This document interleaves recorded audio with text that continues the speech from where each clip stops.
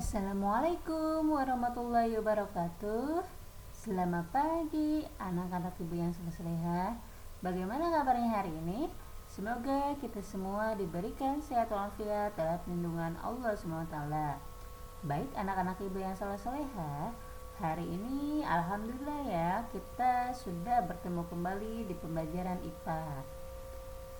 Nah, sebelum dimulai, apakah alat tulisnya, buku penanya sudah disiapkan?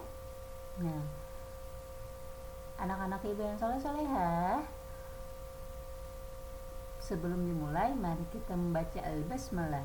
Bismillahirrahmanirrahim. Baik anak-anak ibu yang soleh-soleha, hari ini kita akan belajar IPA mengenai materi tumbuhan. Nah, minggu kemarin ibu sudah menjelaskan mengenai tumbuhan ya. Nah, sekarang ibu akan menjelaskan lagi mengenai tumbuhan.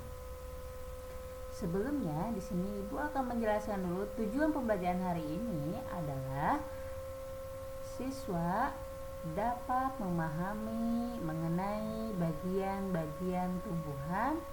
Yang kedua, siswa dapat menjelaskan fungsi dari bagian-bagian tumbuhan. Baik anak-anak ibu yang soleh-soleha, mari kita ke pembelajaran. Minggu kemarin ibu telah menjelaskan tumbuhan. Nah, supaya lebih ingat kembali, di sini ibu akan mengingatkan kembali mengenai tumbuhan. Apa itu tumbuhan? Tumbuhan adalah kelompok makhluk hidup yang memiliki ciri khas, yaitu membuat makanan sendiri. Adapun bagian-bagian tumbuhan yaitu terbagi 4. Yang pertama ada akar, yang kedua ada batang, yang ketiga ada daun, dan yang keempat adalah bunga dan buah. Selanjutnya, ibu akan menjelaskan satu persatu. Yang pertama, bagian-bagian tumbuhan adalah akar. Apa itu akar? Akar adalah tumbuhan yang tumbuh di dalam tanah. Adapun berdasarkan fungsinya, akar dibedakan menjadi 4. Yang pertama, akar gantung. Akar udara berfungsi untuk mengambil uap air dari udara, contohnya pada pohon beringin. Nah, jadi pohon beringin itu terjadilah akar gantung ya. Yang kedua, ada akar nafas, merupakan akar yang muncul ke permukaan tanah atau lumpur. Akar ini berfungsi untuk mengeluarkan zat tertentu seperti garam, contohnya pada pohon bakau atau jenis api-api. Selanjutnya ada akar papan atau banir yang berfungsi untuk membantu tegaknya tumbuhan, contohnya pada pohon kenari dan pohon randu. Yang keempat ada akar tunjang yang berfungsi sebagai penahan tumbuhan agar tidak roboh, contohnya pada pohon pandan. Selanjutnya ibu akan menjelaskan bagian tumbuhan yang kedua, yaitu batang. Apa itu batang? Batang adalah bagian tumbuhan yang berada di atas tanah.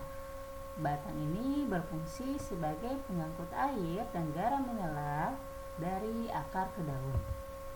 Adapun fungsi batang diantaranya yang pertama yaitu menyalurkan air, zat hara, dan makanan ke seluruh bagian tumbuhan. Yang kedua, tempat tumbuhnya daun, bunga, serta buah.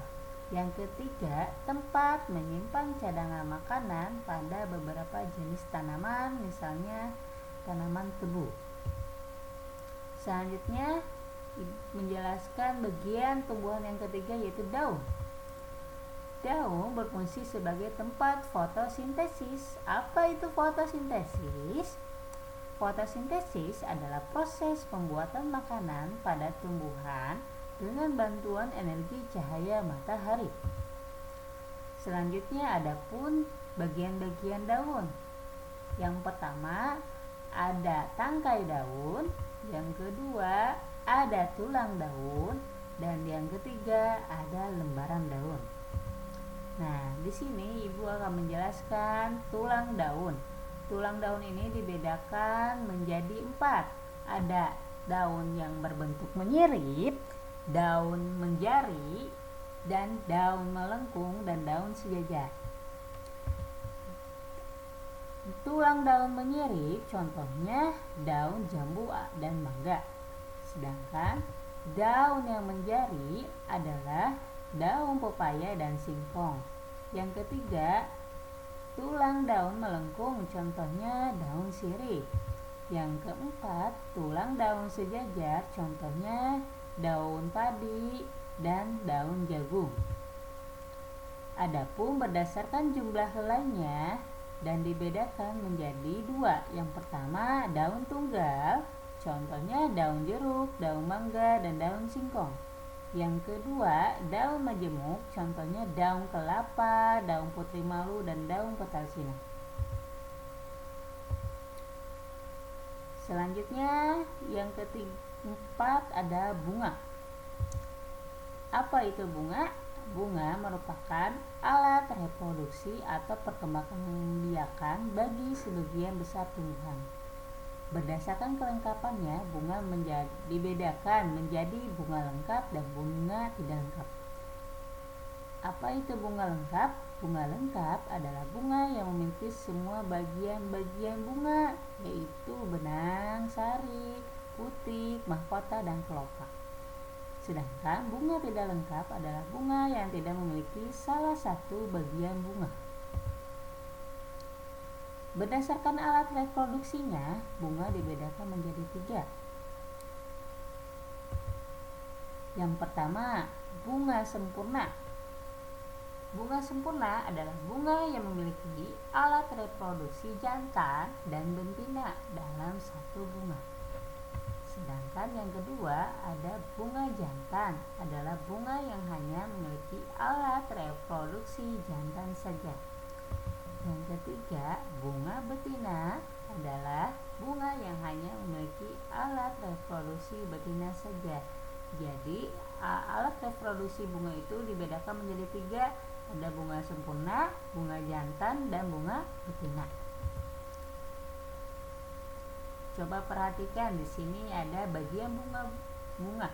Yang pertama yaitu mahkota. Fungsi dari mahkota menarik perhatian polinator atau serangga atau hewan yang membantu penyembuhan pada bunga. Yang kedua adalah kelapa sari.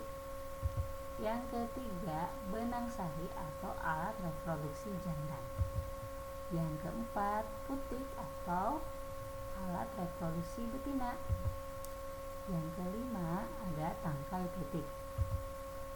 Yang keenam, ada bakal putik, bakal buah. Yang ketujuh, ada tangkai. Bagian bunga berfungsi untuk menahan bunga adalah tidak mudah terbawa angin. Jadi tangkai ini untuk menahan bunga agar tidak mudah terbawa angin. Yang kedelapan ada dasar bunga. Yang kesembilan yaitu ada kelopak, yaitu bagian bunga yang berwarna hijau yang berfungsi untuk melindungi bunga sebelum mekar. Baik, anak-anak sebelum saya adapun proses penyerbukan dan pembuahannya. Penyerbukan adalah peristiwa jatuhnya serbuk sari ke kepala putik. Proses penyerbukan pada tumbuhan dapat dibantu oleh angin, burung, serangga, atau manusia. Apa itu pembuahan? Pembuahan adalah peristiwa bertemunya sel reproduksi jantan dengan sel reproduksi betina. Setelah terjadi pembuahan, terbentuklah bakal biji akan yang berkembang menjadi biji. Di dalam biji itu terdapat calon tumbuhan baru. Maka biji di sini dibedakan menjadi 2. Ada biji monokotil atau biji dikotil.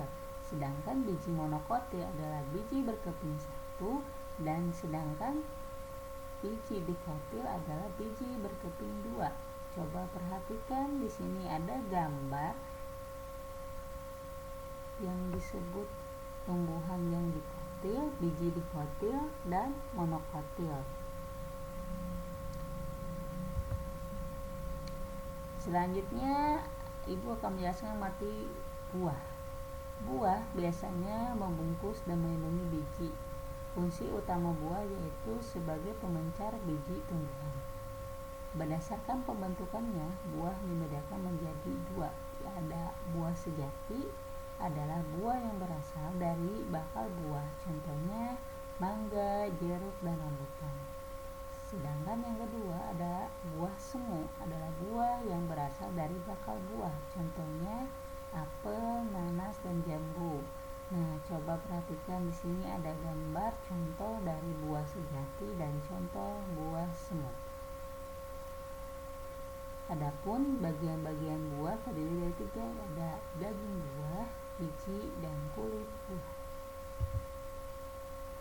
Baik anak-anak ibu yang soleh-solehah, materi ibu cukup sekian. Nah, sekarang tugasnya silakan Anda tulis di buku tulis soal nomor 1 sampai nomor 5. Jawabannya Anda bisa dilihat di video ini atau di buku Bukena yang tentang tumbuhan pada tema 3. Baik anak-anak ibu yang soleh-solehah, cukup sekian materi ibu hari ini. Semangat belajar, selamat mengerjakan. Terima kasih. Wassalamualaikum warahmatullahi wabarakatuh.